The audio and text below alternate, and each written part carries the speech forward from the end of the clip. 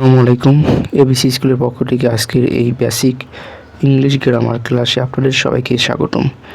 আজকে আমি আপনাদের একটি স্ট্রাকচার দেখাবো, যে স্ট্রাকচারের মাধ্যমে আপনারা চাইলে ছোট ছোট বাক্য তৈরি করতে পারবেন। যেমন subject plus have to plus অথবা has to plus verb one. যখন have to plus has to অথবা has to plus verb one থাকবে, তখন তার বাংলা শেষে হবে হবে বা হয়ে থাকবে বা করে থাকবে বা করতে পারবে, এরকম হবে, অনুবাদ হবে। যেমন আমি এক্সাম্পল লিখছি, I have to walk up early for work. I have to এরপরে ওয়াক আপ, এটি ভার্বের বেস ফর্ম এবং এর বাংলা হবে ছিল আমার কাজের জন্য সকালে উঠতে হবে, আমার কাজের জন্য সকালে উঠতে হবে। এরপর she has two finished her homework before dinner. রাতের খাবারের আগে তাকে হোমওয়ার্ক শেষ করতে হবে, এদের শেষ করতে হবে। হ্যাজ টুর পরে ভার্ব অন আছে, যার কারণে এর বাংলা হয়েছে শেষ করতে হবে।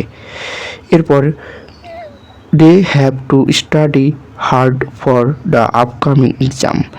আগামী পরীক্ষার জন্য তারা ভালোভাবে করে পড়তে হবে, ভালো করে পড়তে হবে। এরপর we have to clean the house every weekend. আমাদের প্রতি সপ্তাহে বাড়িটি পরিষ্কার করতে হবে। এরপর he has to call his parent everyday. Has to এরপর ভার্ব অন কল আছে, তাহলে এর বাংলা হবে তাকে প্রতিদিন তার পিতামাতাকে ফোন করতে হবে। She has to take medicine 3 times a day। রুগীকে দিনে 3 বার ওষুধ নিতে হবে, 3 বার ওষুধ নিতে হবে। You have to finish the project by tomorrow. আপনাকে কাজটি কাল পর্যন্ত শেষ করতে হবে। এরপর they have to attend the meeting at 9 AM। তারা সকাল 9টায় মিটিংয়ে উপস্থিত হতে হবে।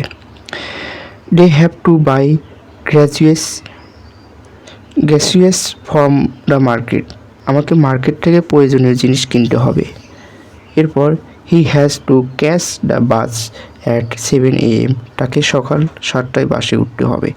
তো সবগুলো বাক্যের শেষে কিন্তু হবে, এই হবে হয়েছে শুধুমাত্র হ্যাজ টু বা হ্যাভ টু থাকার কারণে, হ্যাভ টু এবং হ্যাজ টু এরপরে ভার্ব অন থাকার কারণে। তো এইভাবে আপনারা এই স্ট্রাকচার দিয়ে ছোট ছোট বাক্য চাইলে তৈরি করতে পারবেন। সম্পূর্ণ ভিডিওটি দেখার জন্য আপনাদেরকে অনেক অনেক ধন্যবাদ।